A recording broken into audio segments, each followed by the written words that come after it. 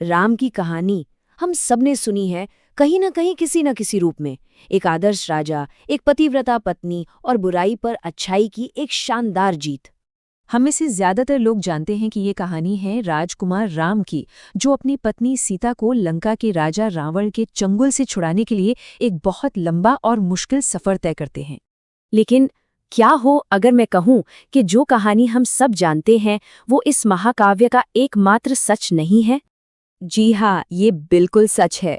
विद्वानों का मानना है कि इस एक कहानी को अलग अलग समय पर अलग अलग जगहों पर लगभग 300 से भी ज्यादा बार कहा और लिखा गया है।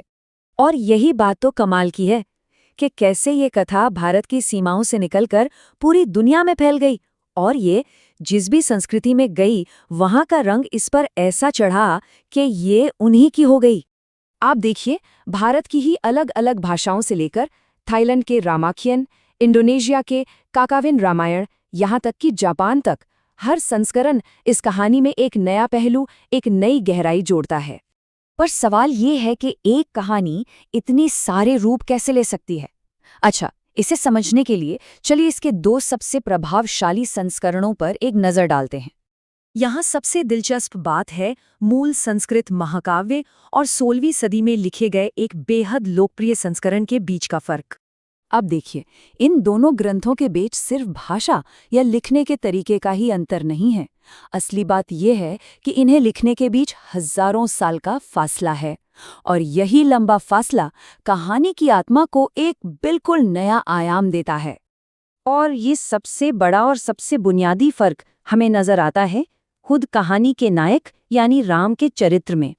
वाल्मीकि की रामायण में राम एक मर्यादा पुरुषोत्तम है, मतलब एक आदर्श इंसान जो हर मुश्किल हालात में भी धर्म और कर्तव्य के रास्ते पर चलता है। वहीं तुलसीदास के रामचरितमानस में राम सीधे तौर पर भगवान विष्णु के अवतार हैं, यानी वो खुद ईश्वर हैं। सोचिए, नायक का इंसान से भगवान बन जाना ये कोई छोटा मोटा बदलाव नहीं है। इसी एक फर्क से कहानी की हर बड़ी घटना का मतलब और उसका मकसद पूरी तरह से बदल जाता है। चलिए, कहानी के कुछ जाने पहचाने प्रसंगों को देखते हैं और ये समझने की कोशिश करते हैं कि ये बदलाव अपना असर कैसे दिखाता है। अब ये सवाल सुनने में थोड़ा अजीब लग सकता है, लेकिन इसका जवाब इस बात पर निर्भर करता है कि हम रामायण का कौन सा संस्करण पढ़ रहे हैं। वाल्मीकि के अनुसार रावण असल में देवी सीता का हरण करके ले जाता है, लेकिन तुलसीदास की कथा में राम अपनी दिव्य शक्ति से पहले ही असली सीता को अग्निदेव की सुरक्षा में सौंप देते हैं, और रावण सीता की एक माया या कहें कि एक प्रतिरूप का हरण करता है। और देखिए, इसी एक बदलाव की वजह से कहानी का एक सबसे मार्मिक प्रसंग अग्नि परीक्षा दोनों संस्करणों में दो बिल्कुल अलग मतलब रखता है। वाल्मीकि के रामायण में ये एक राजा का कठोर कर्तव्य है, जहां सीता को समाज के सामने अपनी पवित्रता साबित करनी पड़ती है। लेकिन रामचरितमानस में अग्नि परीक्षा कोई परीक्षा है ही नहीं। वो तो बस उस माया सीता को वापस अग्नि में विलीन करके असली सीता को प्रकट करने का एक माध्यम है। सिर्फ राम और सीता ही नहीं, कहानी के एक और बेहद अहम किरदार हनुमान जी की पहचान को लेकर भी दोनों ग्रंथों में एक दिलचस्प फर्क है।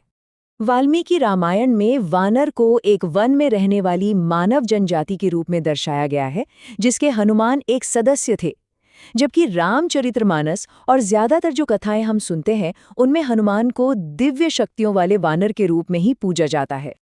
अच्छा, इन सभी विभिन्नताओं से एक बड़ा सवाल उठता है, आखिर इतने सारे संस्करणों का होना क्यों जरूरी है, और ये इस कहानी के बारे में हमें क्या बताता है? बात यह है कि ये कहानी सिर्फ किताबों में नहीं जीती, ये इंडोनेशिया की कठपुतलियों में, थाईलैंड के मंदिरों की दीवारों पर और केरल के नृत्य नाटकों में भी सांस लेती है। हर कला ने इसे अपना एक नया रूप दिया है, और शायद यही इस कहानी की सबसे बड़ी खूबी है। इसका बार बार कहा जाना इसे कमजोर नहीं बल्कि और ज्यादा शक्तिशाली बनाता है। हर समाज और हर पीढ़ी इसके मूल संदेश, धर्म, कर्तव्य और निष्ठा को अपनी तरह से समझती है और अपनाती है।